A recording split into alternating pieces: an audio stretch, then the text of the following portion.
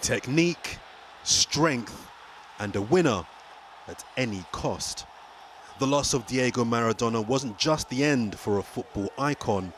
Maradona represented so much more. Culture, politics, a flawed human whose foibles grew far beyond his 5-foot stature and were often sidelined because of his greatness. And here's why.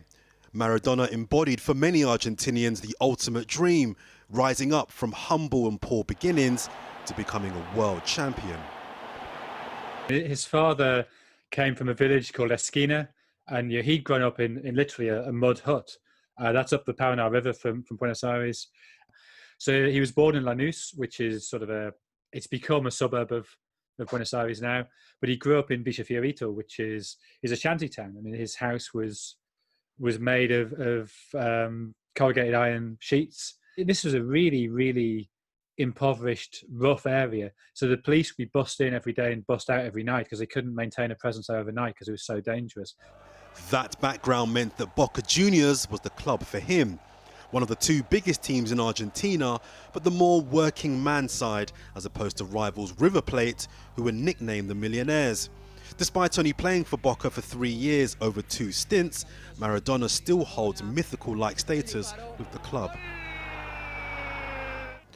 But at 22, he left Argentina to sign for Barcelona for a world record fee.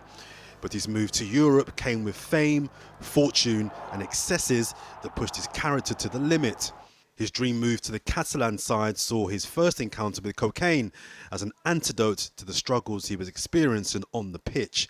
His dream move soon turned into a nightmare. But the chance to move to Napoli gave him his chance at redemption, where he dragged them to their first 2 league titles and a UEFA Cup. The deification of the diminutive number 10 saw him protected as he was afforded the keys to the city. But that all came at a cost.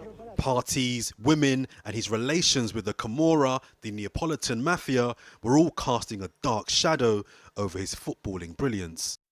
However, it was his poor background that the Neapolitans loved and could relate to.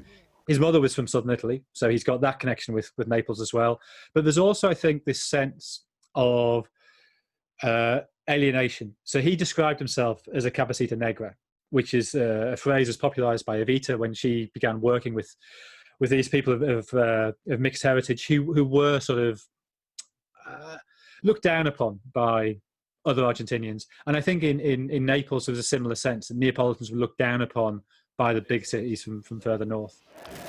A 3-day period of national mourning has begun in Argentina as hundreds of thousands are expected to take to the streets of Buenos Aires. But the man known as God everywhere from Argentina to Naples and in between proved to be nothing more than just a human with extreme artistry. Addiction to drugs, women and attention saw him at his worst. But his real addiction, football, allowed us to see him at his best.